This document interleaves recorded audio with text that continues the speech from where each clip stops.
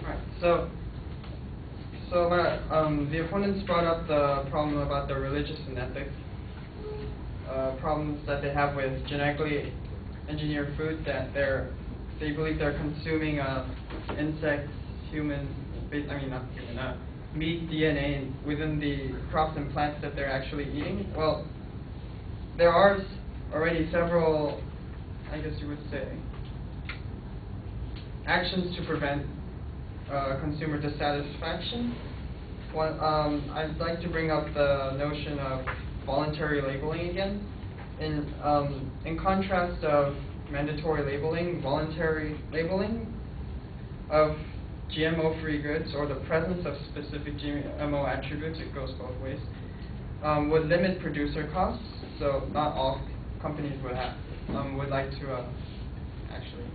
not need to label their foods, so the production costs would go down. This would result in both commercially and socially optimal. And also that, and is an example that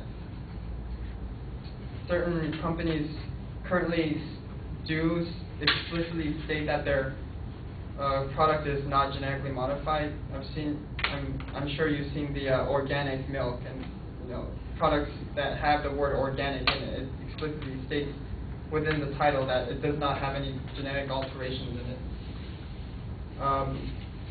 And the next point he brought up was that the detecting the genetically modified foods would not be a problem if it were separated and identified from the start of production.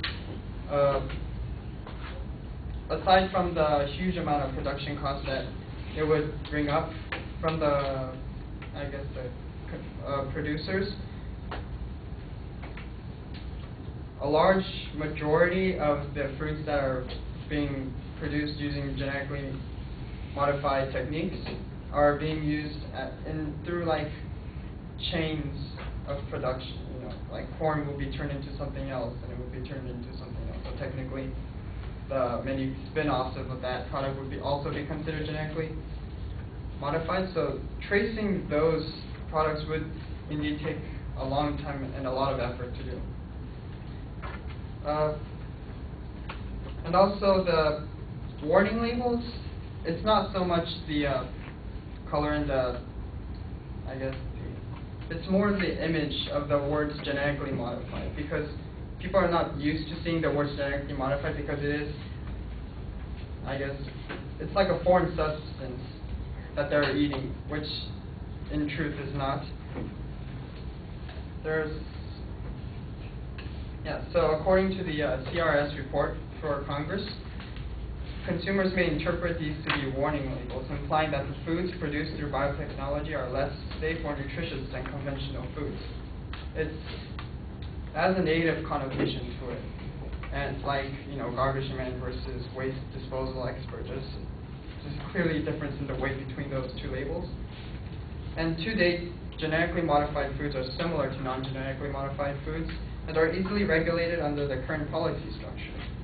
They state that the current GMOs, genetically modified organisms, are not a risk, as no scientific evidence shows an effect on humans or animal health. There's no big issue or big risk involved with genetically modified foods. And about the consumers being kept in the dark, it's not that they're being kept in the dark, it's because it'd be more advantageous for the companies to have an option of labeling their products, because it would cost a significant amount of more money to do, and